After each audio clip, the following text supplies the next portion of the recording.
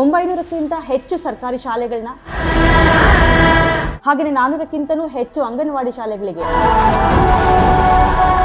ಈ ಖಾತಾ RTCನ ಮಾಡಿಸ್ಕೊಟ್ಟಿದ್ದೀರಾ.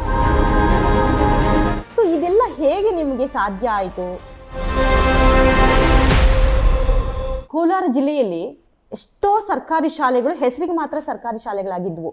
ಆದರೆ ಕೆಲವರು ಯಾರು ಅಧಿಕಾರದ ಒಂದು ದುರುಪಯೋಗವನ್ನು ಪಡಿಸ್ಕೊಂಡು ಆ ಸರ್ಕಾರಿ ಶಾಲೆ ಎಲ್ಲಿದೆ ಆ ಕಟ್ಟಡ ಕೂಡ ಸ್ವಾಧೀನ ಪಡಿಸ್ಕೊಂಡ್ಬಿಟ್ಟಿರೋದುಂಟು. ಆದರೆ ಫಾರ್ ದ ಫಸ್ಟ್ ಟೈಮ್ ನೀವು ಜಿಲ್ಲಾಧಿಕಾರಿಯಾಗಿ ನಮ್ಮ ಕೋಲಾರ ಜಿಲ್ಲೆಗೆ ಬಂದ ಮೇಲೆ 900ಕ್ಕಿಂತ ಹೆಚ್ಚು ಸರ್ಕಾರಿ ಶಾಲೆಗಳನ್ನ ಹಾಗೆಯೇ 400ಕ್ಕಿಂತನೂ ಹೆಚ್ಚು ಅಂಗನವಾಡಿಗಳಿಗೆ ಈ ಖಾತಾ RTCನ ಮಾಡಿಸ್ಕೊಟ್ಟಿದ್ದೀರಾ. ಸೊ ಇದೆಲ್ಲ ಹೇಗೆ ನಿಮಗೆ ಸಾಧ್ಯ ಆಯಿತು? ಅಂದರೆ ಈ ಥರ ಥಾಟ್ ಹೇಗೆ ಬಂತು ಸರ್ ನಿಮಗೆ ಇದನ್ನೇ ಮಾಡಬೇಕು ಅಂತ? ಸೊ ಒಂದು ಶಿಕ್ಷಣ ಅನ್ನೋದು ನನಗೆ ನನ್ನ ಹಾರ್ಟ್ಗೆ ತುಂಬ ಕ್ಲೋಸ್ ಆಗಿದೆ. ನಾನು ಶಿಕ್ಷಣದಲ್ಲಿ ತುಂಬ, ಯಾಕೆಂದರೆ ನಾನು ತಳಮಟ್ಟದಿಂದ ಒಂದು ಬಡ ಕುಟುಂಬದಿಂದ ಬಂದಿರೋಂಥವನು, ನನಗೆ ಅದರ ಅರಿವಿದೆ. ಸೊ ಈ ಶಾಲೆಗಳನ್ನು ನಾನು ನಮ್ಮ ಊರಿನ ಶಾಲೆಯನ್ನು ನಾನು ತೆಗೆದುಕೊಂಡು ಮೊದಲು ನಾನು ಅಲ್ಲಿ ನಮ್ಮ ಊರಿನ ಶಾಲೆಯನ್ನು ಅಡಾಪ್ಟ್ ಮಾಡಿಕೊಂಡೆ.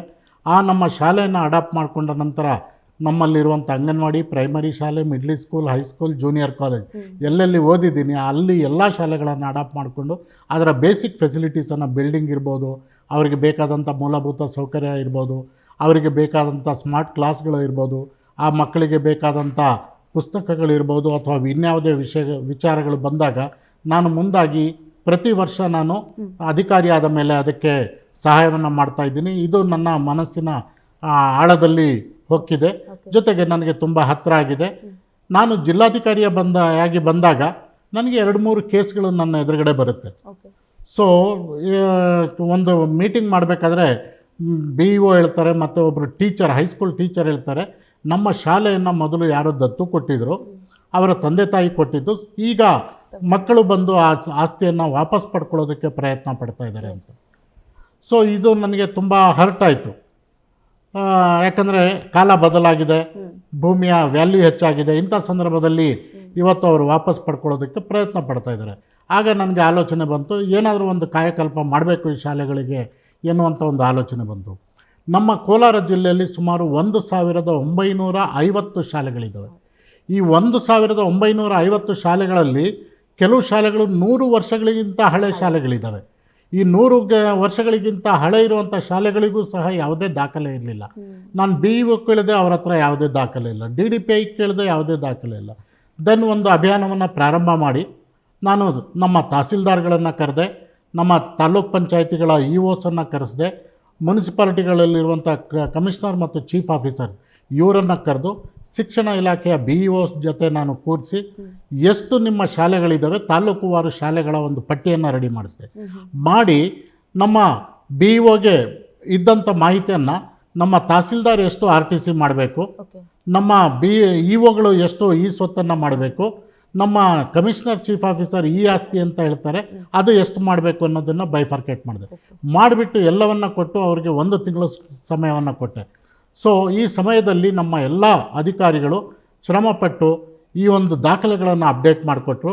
ಇವತ್ತು 1950ರಲ್ಲಿ 1700 ಶಾಲೆಗಳಿಗೆ ನಾವು ದಾಖಲೆಗಳನ್ನು ಮಾಡಿಕೊಟ್ಟಿದ್ದೀವಿ.